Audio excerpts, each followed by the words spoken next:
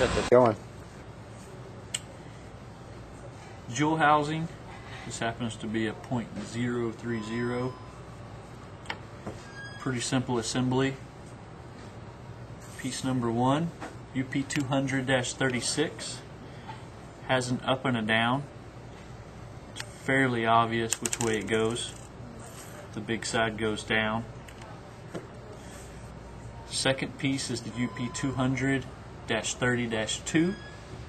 This is the jewel seat. Just a small lip seal. Again, it has a direction. Pretty self-explanatory though.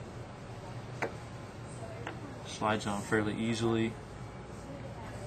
Third piece, ER010. No up and down. Simple assembly here. Piece number 4, UP200-35. It's just a backup. No big deal. No up and down. Another simple installation. Last piece, UP200-23. It's just the retainer clip. It's actually fairly easy to install as well. Clips on. And then you have a complete assembly.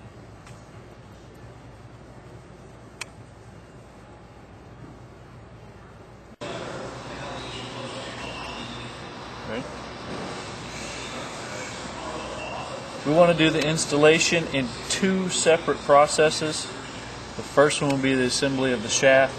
The second one will be the assembly of the main unit, and then we put them together. First process, in the area of this here, so Okay. drop the jewel in from the top. There used to be an alignment pin here and here for this notch. It's really no longer valid. It was causing some trouble with the sealing, so we took it out. So you'll drop it in as aligned as best as possible initially. After you slide it in, you'll be able to take the small end of the alignment tool .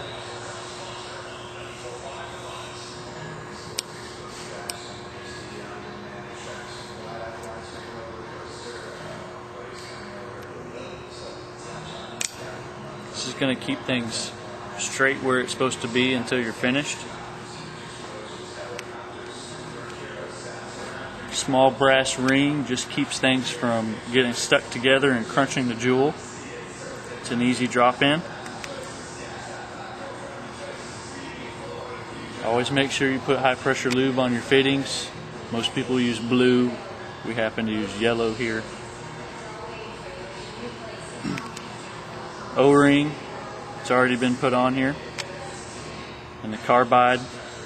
You'll notice the carbide should always be flush or longer than the back of the focal tube holder. If it's inside the focal tube, that's a problem.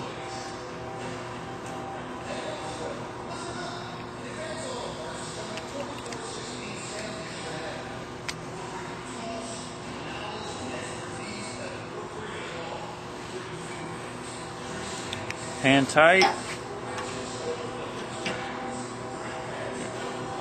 This is made to be torqued. You don't want to over tighten this. We always set ours at 35 foot-pounds of torque.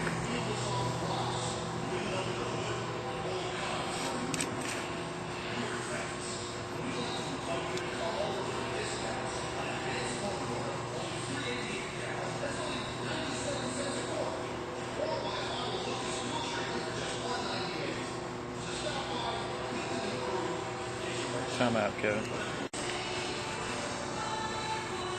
This is just a quick example of the incorrect focal tube. This one's actually too small and goes way too far. When you slide this in here, you notice it's not flush or extended out of the back, and it's very far out of the front. This is a bad focal tube. You'll want to discard something like this. You want to see at least to this step, half of it is okay and even flush is acceptable, but never this. To the main housing, UP200-03.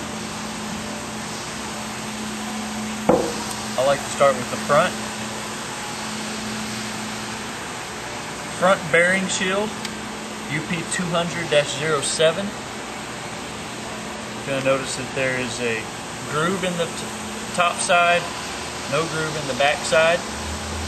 The groove always goes towards the bearing, just to ensure that the washer covers don't move when the shaft is rotating. Bearing goes in next. This is your front bearing, FB605.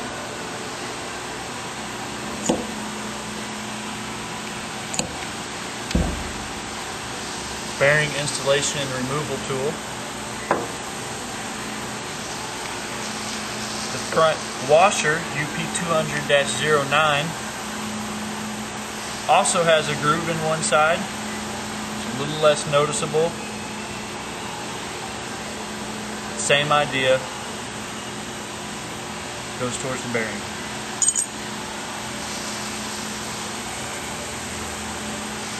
Snap ring.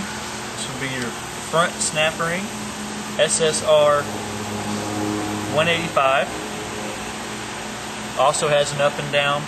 You notice one side is very flat. The other side is more rounded on the edges. Flat side goes down.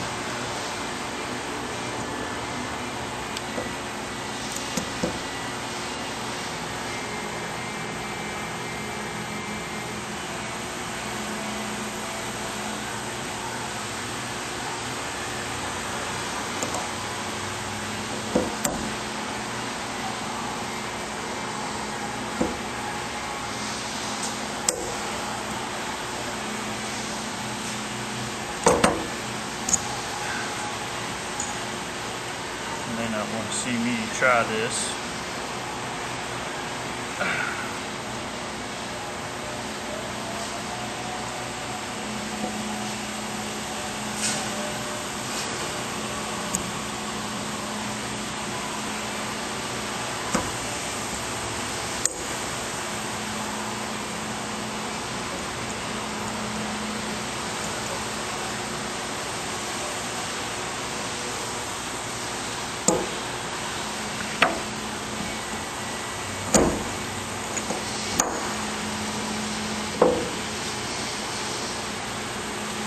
See, there's a nice little groove in there that this fits into. Check it to make sure everything rotates nice and smooth, and you're ready to go. Back side starts off the same way. You've got a rear bearing cover, UP200-06, also has a groove in it. This just makes room for all your spinning assemblies. Your bearing, rear cover, and another staff ring.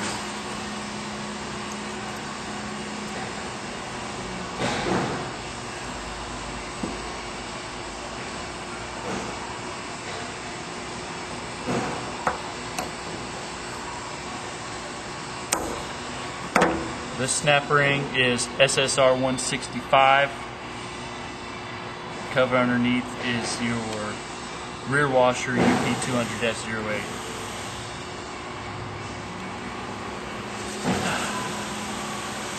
It's your abrasive inlet.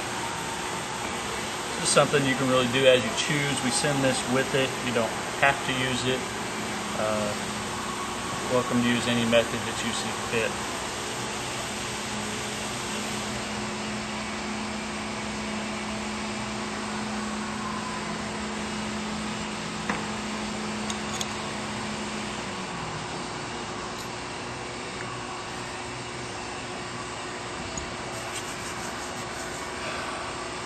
Installation of your shaft. So again, just very simple drop in.